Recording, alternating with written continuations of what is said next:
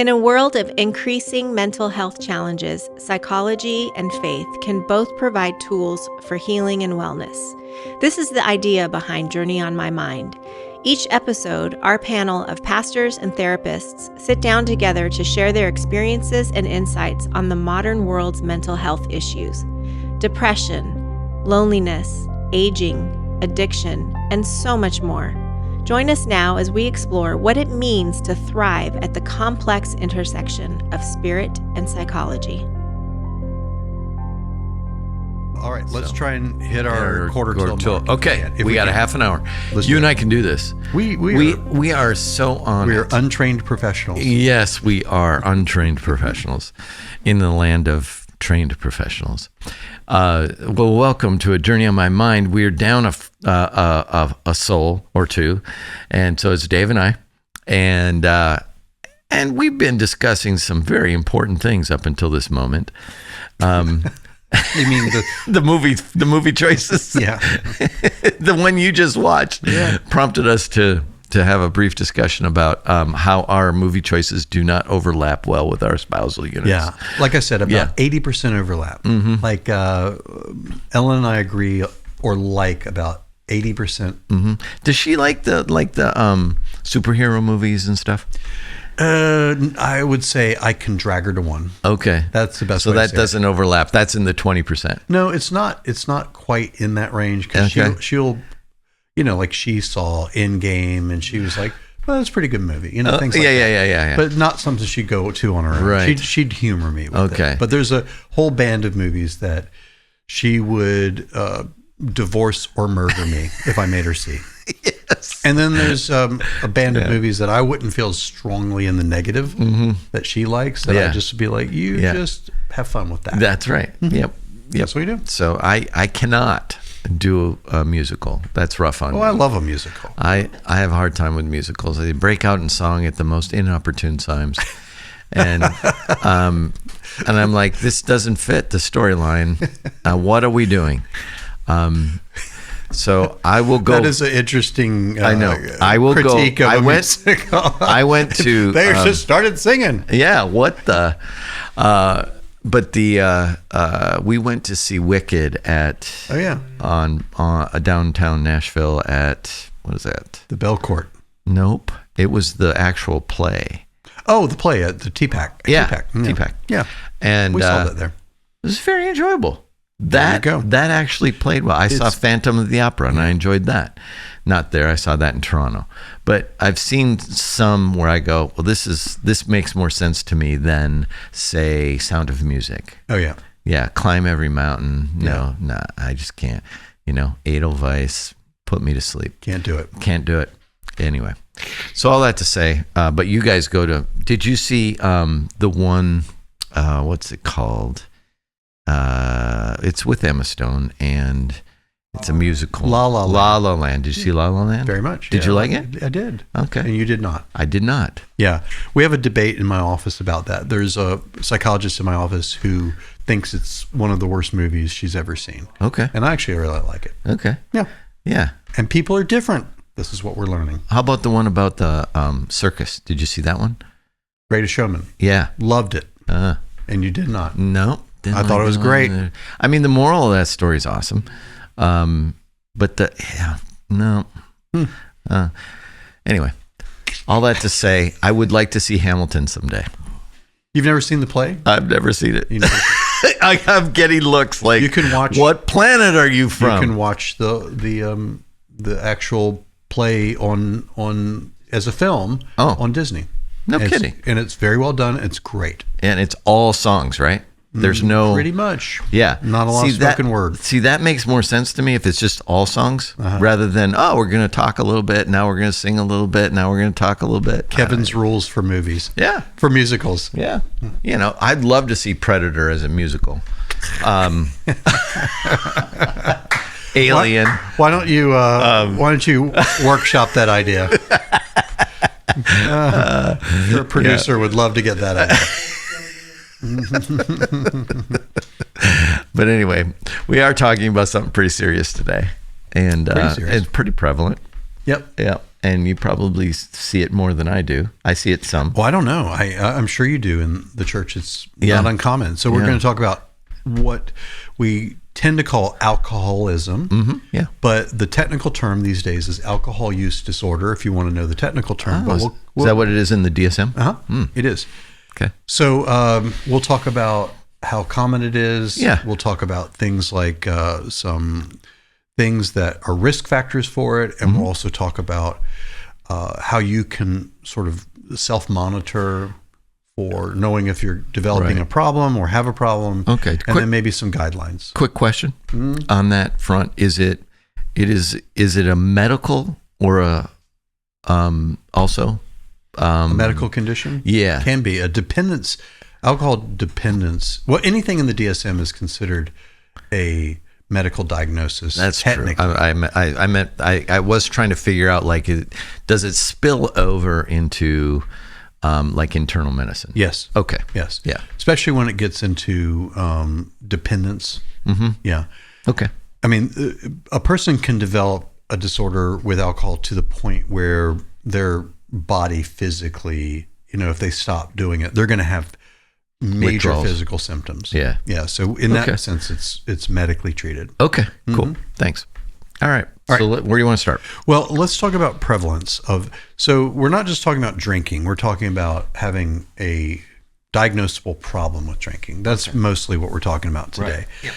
And so the rates of a diagnosable condition are as low, depending on the study, as 6%, and as high as around 10+%. Wow. Most people who are researchers in this area say in the U.S. there's about 10% of the U.S. population that have had or currently have an alcohol use disorder. Okay. So that's a lot. So it translates to about 29 million people. That's a lot. A lot of people, a lot of humans. Yeah. And then there is binge drinking. Yep. Which is defined as 4 drinks in a setting for women or more, 5 or more drinks for men in one evening or event or something like that. That's the definition. That's about 17%. Okay. And then really heavy drinking, which is beyond binge drinking, is about 6%. Okay. And so about 6%, and this again depends on male, female. For females, this would be defined as 8 drinks or more in a setting. Oh, wow. And males would be 15, believe it or not. That's the big difference. That's heavy drinking? Considered heavy drinking. Binge drinking. So binge drinking would be 4 or 5 drinks in a setting. Okay. So again, would be considered. Like most college students. Yep. Yeah. And, I have college students that will drink 12 and 13, 14, 15. I mean, I don't have room in my body for I don't either. 15 drinks, but apparently they do. Apparently they do. Oh, wow. So, in terms of overall drinking, Tennessee, where we are, is about in the average-ish range, but we're higher than average with binge drinking or heavy drinking. Okay. So just to get that in a little perspective. How do they find this out? They just... Yeah, they do nationwide massive surveys, thousands and thousands of people. Okay. Yeah, because I get asked this before I go to the doctor for my physical. I have to fill out a form that talks about all this, ask me all these questions. Yep. Okay. So it's a lot. I mean, there's a lot of people that have and you might think, well, 10%, that's, you could think of it as high or low, but 10% of the population means every 1 out of 10 people is struggling, has a diagnosable problem with alcohol. Wow. In the church, I don't know that I have stats available. I would be the same, but I think it's the same. Yeah. My sort of experience with talking to clients, but also just knowing families in the church, knowing me, and knowing Kevin. Here's my question for you, and I this is a hypothesis I have. Okay. I don't know if it's true or not. Go for it. There was a season I was part of a church where drinking alcohol was considered taboo. Right. Okay. It's verboten. Well, yes, forbidden, whatever. I think the amount of alcohol abuse in that environment was bigger than the ones where I've served in churches where it wasn't, where it was accepted. Right. So is that I think it was hidden, but I also saw the effects of it in much bigger ways in the environment where it was considered taboo. I think you're exactly right. Oh, wow. Okay. Kevin nailed it. So I don't mean to be but that's experience. That's just experiential. I think your experience is right. Okay. This is true with any kind of problem behavior. Okay. Gambling, drinking, drug use, porn, other sexual compulsive stuff. Yeah. The more it is taboo and pressured to kind of that's bad, don't do that. Yeah. And if you're doing it, keep it secret. The more pressurized that becomes, the more problematic it becomes. Is that in us as humans? Is that a psychological thing? It's a great question. Yes. So here's why. Yeah. And I am curious. No, there's a couple reasons why. Okay. So if I said to you, don't think about this little water bottle, okay? Yeah. And Edwin, you play along too. Edwin, don't think about this water bottle. Don't think it for 10 seconds. Yeah. Ready? Go. All right? Yep. I could tell you already thought about it. Yeah. So since you failed, yes. Now I don't want you to think about it for 5 seconds. I mean, how easy is that? Just don't think about it for 5 seconds. Ready? Go. Right. So the human brain is set up. All right. Can I get a drink? I mean, right. We can't not think about something we're trying not to think about. I know that's like a double or triple negative, something like that. Yeah. But you get my point. Yeah. Like the human brain, when it tries not to have a thought or tries not to think about a thing, thinks about it more. Yeah. So if you think about that applied to a problem behavior that is really enticing and really has a attractive and pleasurable side, the more you're trying not to think or do that thing, the more you want attention you have on it. The same thing's true when there is some kind of shame involved with something.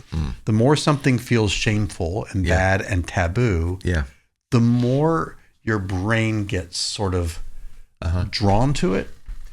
And then when it's supposed to be kind of kept quiet and we don't talk about this, that kind of thing, then it becomes a thing that someone does and then feels more shameful about. Yeah. Which then creates more of the pattern.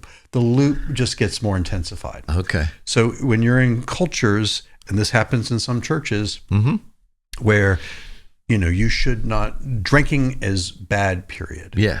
What you'll see is much more problematic drinking. Right? That's been my experience. Yes. Actually, spot on. So this makes sense. Okay. And so, we have these sort of areas that we say are taboo. And again, we could have a theological discussion about sin and where the line, but I'm just talking on a psychological level. For sure. If we're saying with drinking, one should never drink. Right. Well, I don't ever drink, but I am in a big minority. Like only 11% of humans, the population, in the U.S. don't drink. Okay. Adults. Yeah. Or have never drunk. Yeah. Only, I mean, that's 1 in 9, 1 in 10. Yeah. Very low, relatively speaking. Yeah. So most people do drink. Yeah. You take those people, put them in a church context. That's bad. Don't do it. Yeah. Then they start drinking. Then they start hiding. Then they start feeling shameful about it. Then they drink more and it becomes more problematic. Yep. And they move from, and this is the theological. There's a balance between. It's not forbidden in the Bible. Right. It actually is what's being forbidden is being controlled by something other than God. Be sober minded. And with that comes the when you cross a line into being inebriated, you've moved into the arena where it's prohibited. Yeah. Yeah. That's right. So part of where we ultimately want to go is helping people have a more healthy relationship with drinking. Yes. That's the best way to say it. Yeah. And a lot of times there are people that have some kind of problem, but they're so high functioning and it's so well disguised. And so, I will have clients that are in their, let's say 20s, and they're like, I don't have a problem. And my parents, they drink 3 drinks a night every night. Mm-hmm. Well, that's pretty problematic drinking. Yeah, that's a lot. But their parents probably have good careers and been doing it for a long time. And they're pretty functional. And so there's a lot of that going on. Yeah. Too. Yeah. So, but there is a tipping point as well physically. Mm-hmm. It does do damage to the body.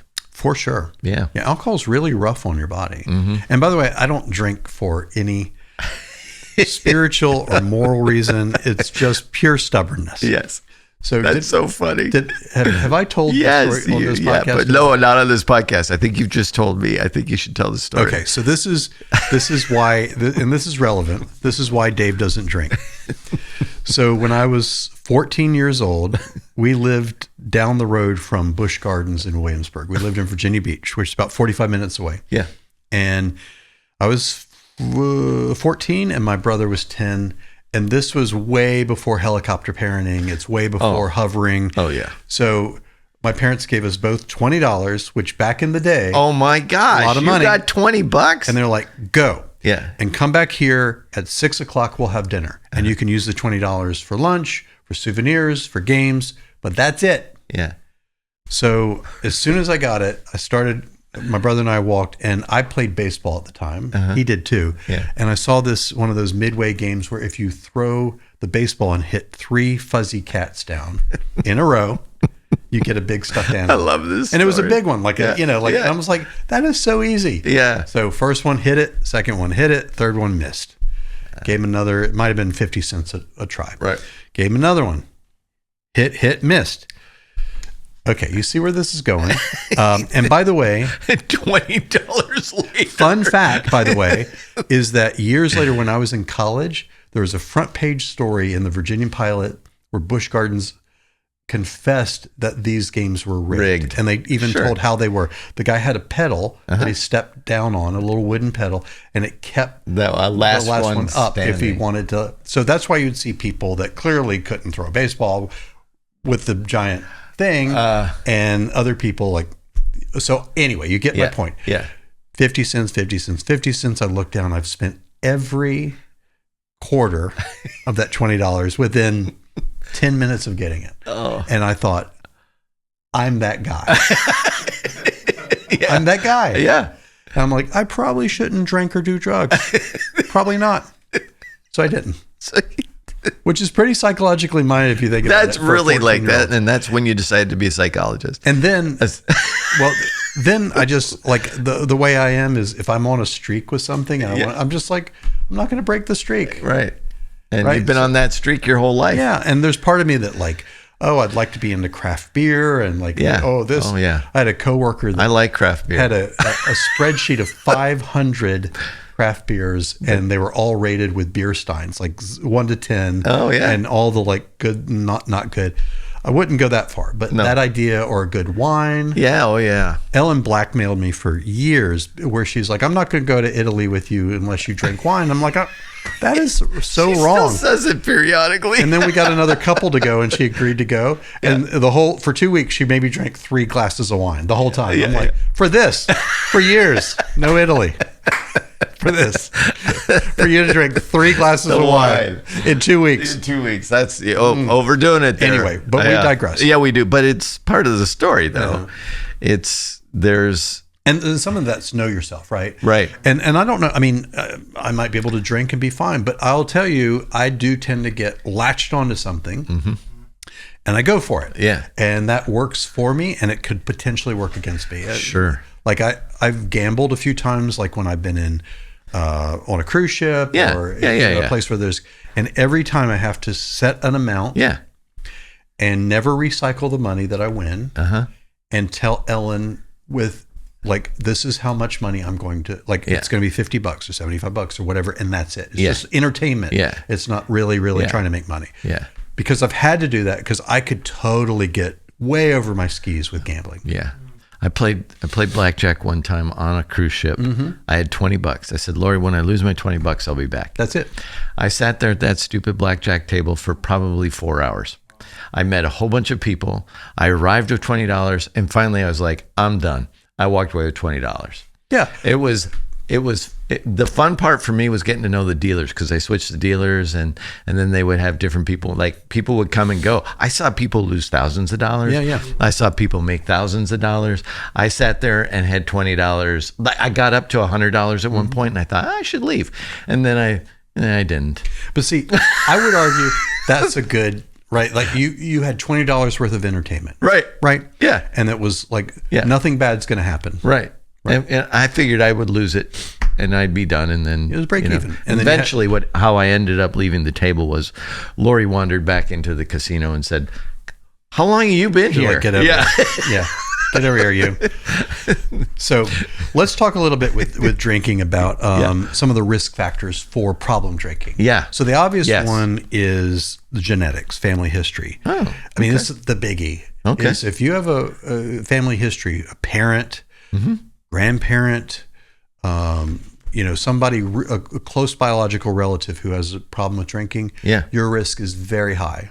Huh. It is alcohol. That just doesn't seem like it would carry. Alcoholism is highly genetic. Highly genetic. Okay. Yep. Is addiction highly genetic? Highly genetic. Okay. So if you have two people that have, and I don't have, to my knowledge, addiction history in my family, to my knowledge. Okay. But if you take someone that doesn't have an addiction history in their family and someone that does, let's just say is a college student. Okay. The guy with the family history is much, much higher risk of developing problem drinking. Much higher. Okay. It's the biggest risk factor. Okay. Yeah.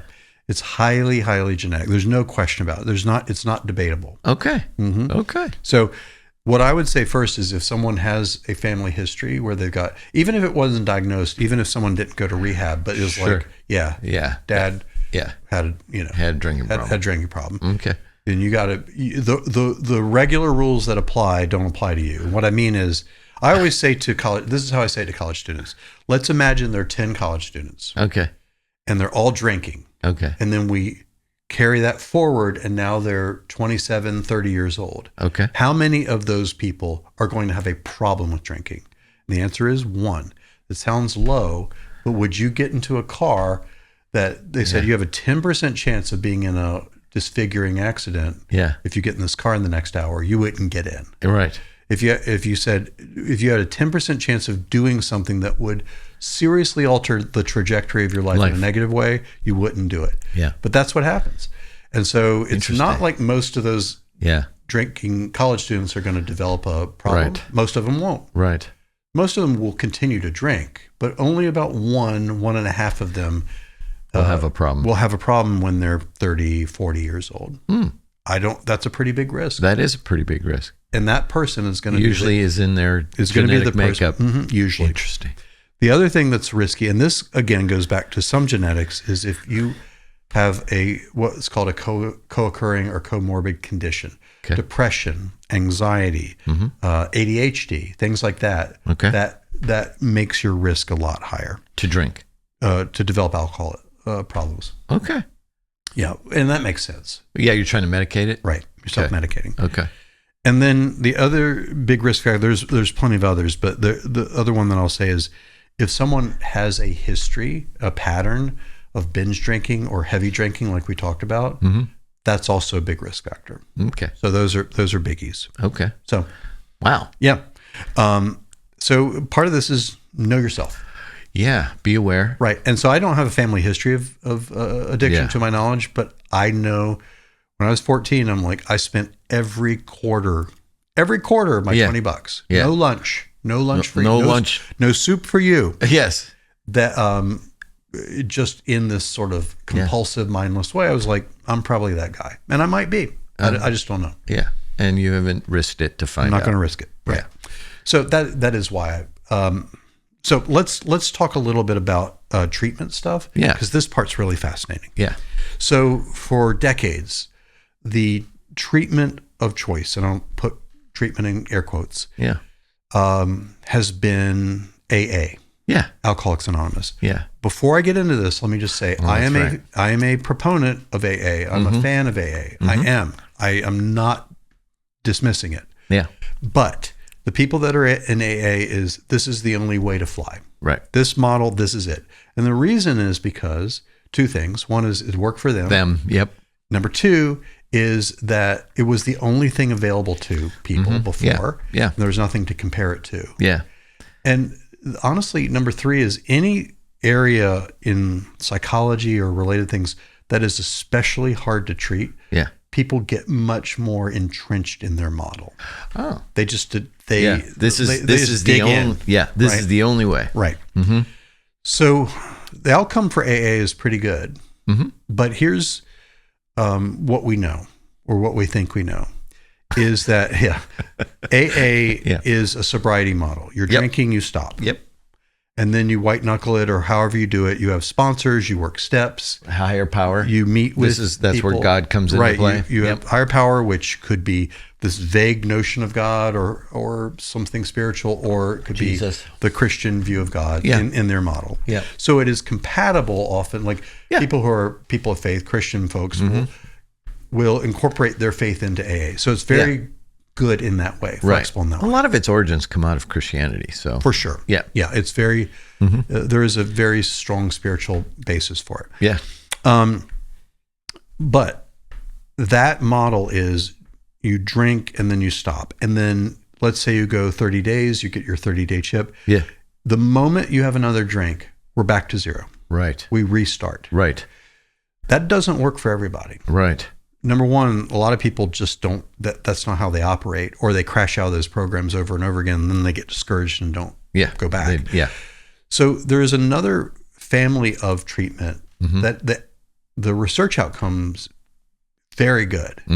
So I'm not saying this is good, the other's not. I'm just saying there's more than, as we say in the South, more than one way to skin a cat. Yeah. Which is a horrible expression. Yeah. But also more than one way to throw one over a fence. So exactly. There's more than one way to throw a cat over a fence. That's right. As we say all the time. All the time. And so this other model is called harm reduction. Right. And a harm reduction model is, okay, so you're here. Yeah. Could you get here? Could you get here? Yeah. Could you get here? All right. Could you get here? Yeah. And then they are like, yep, I'm here. And then boop, back to here. And we don't think of that as, and now we're back to zero. Right. We just think of it as a dynamic process. A little less shaming. Less shaming, and like, can we get you down the path? And then ultimately, those models mostly, the target, the hope is sobriety. Right. But it's like, and so that's the model I operate from is like, if somebody's drinking or smoking weed or doing some other cocaine or whatever, cocaine, let's hold that. That's a different conversation. A little more dangerous. A little more dangerous. Yeah, a lot more. And it's also very illegal.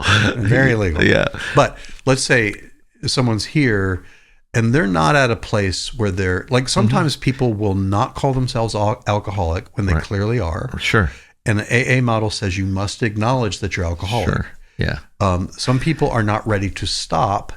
Right. And so for me, I'll take someone where they are and say, if they're here, I don't get hung up on a diagnosis or a term. I'm just like, okay, what's working for you about it and what's not? Yeah. Where would you like to be? What's a healthy place? And keep nudging them down the path. Right. It's similar with overeating. Same idea. It's same principle. Yeah. You know, can you eat a little less? Can you stop eating ice cream? And the answer for me is no. Right. Can you stop eating ice cream every night before you go to bed? Every night. Let's get it down to 3 times or whatever. Yeah, it's very similar. Yeah. But the implications are that it's a managed approach to a change of lifestyle. Correct. Yeah. Rather than a cold turkey. And again, some people need cold turkey. Like I had this always sticks in my head. I had a guy that was smoking weed 5-6 times a day. I mean, he was baked 24/7. Just like this. This is his baseline state of being. And his parents, he was, I think, 19 or 20. His parents said, "You're out of the house if this continues. Like we're done." Yeah. And so he came in and said, "I've got to stop." And I'm like, "Do you think you can stop?" And he goes, "I have to." And so I said, "Okay." And guess what? He stopped for 9 months, not one slip up, for 9 months. That's pretty great. Yeah. So some people, they need the cold turkey, sobriety only, withdrawals, white knuckle. Sometimes they need it, right? And other people, it's like they're not ready to do that, right? And so for me, I don't personally, and I'm speaking for myself as a clinician, as a psychologist, I don't insist that someone call themselves an alcoholic, that someone starts with sobriety, that someone does exactly what I want them to do. Yeah. None of that stuff for me. Yeah. But I don't poo-poo it for the people that work when it works. Right. Yep. Okay. Yeah, because there's multiple ways to throw a cat over a fence. As it were. Yes. Yeah. So maybe just in a minute or so, we can talk about this podcast will probably drop in the holiday. Yeah. Holiday times are going to be loaded with alcohol. Yep. Yeah. It's family stress, access to alcohol, celebratory stuff, a lot of opportunities for heavy drinking. Right. So any thoughts about managing that during that time? I've got a couple that I'll share too. I would just, well, I have to manage it myself. I mean, it's everywhere, and I haven't taken the position that you have. You have or have not? I have not. I do drink. Oh, I see. I thought you meant with the drinking less. No, I mean, but there's an awareness of how much I'm drinking, where I'm at, am I driving? So there's a clear self-awareness that has to go with that, and then. I've also, I don't drink every day, so it's not, but if you do get in a situation where you're at a party and people keep filling your glass, you've got to be aware of how many you've had. Right. Yeah. And I would build on that and say, it's really good to know yourself. And then before you're in situations, go ahead and set your limits before you get into it. Right. Because if you're saying, I'm not going to drink a lot, then sometimes for some people, 3 drinks means 4 drinks means 8 drinks. Once it snowballs. They get disinhibited, and then their idea that they're going to stop at 3 or 4 is just gone. Right. Mm-hmm. So knowing that about yourself, and I always think this is the analogy I always use. Yeah. Think about a baseball field. There's an infield. There's an outfield. There's a warning track. There's a wall. You never want to hit the wall. The wall's catastrophe. That's bad. But you also don't want to be on the warning track. Right. And so ideally, define what the infield is. Yeah. And then define what the outfield is. Yeah. And stay in the infield. Yeah. Right. That's that you build in a layer of protection there. So if the infield is 3 drinks and the outfield is 4 to 7 or whatever, it's different for everybody. Right. Then see if you can set an infield range that you can consistently keep. And have some maybe accountability. That's what I was going to say. Or write it down or something like have that. A friend, have somebody else with you that can help redirect you. Yeah. Also enjoy a Coke or a Diet Coke. Right. Mix it up. Yeah. Mix it up. Yeah. A little Fill bit. your belly with other stuff. Right. And have some ice cream. Ice cream. Yes. Well, you guys beware. Be wise. Be wise. And if you do at any point cross that line onto the warning track, don't drive, please. Yeah, don't drive. And also start reaching out. If you're thinking, this might be a thing for me. Yeah. Don't live in, I think there's a quote that's, I'm going to get it a little wrong, but addictions, alcoholism, things like that, only live in secrets and lies. Right. And so if you can just sort of shine light on it, bring accountability, bring it to light. With people that love you and that you trust. Then that's huge. And Journey Church is an environment where you can do that. 100%. We have a lot of people that are working through this. For sure. And you guys have a great holiday. Rock on. Thanks for listening to this episode of Journey on My Mind. If you enjoyed it, please help us spread the word by leaving us a review and sharing it on your social media. Journey on My Mind is a production of Journey Church in Brentwood, Tennessee. Edwin Rivera III is the show's producer with technical assistance from Randy Hansen. Grant Opperman edits the show. If you have a suggestion for a future topic or a question, you can text us at 615-861-9503. And if you would like to talk to someone about spiritual or mental health issues, you can email our care pastor, Sam Barnhart, at sam@journeytn.com.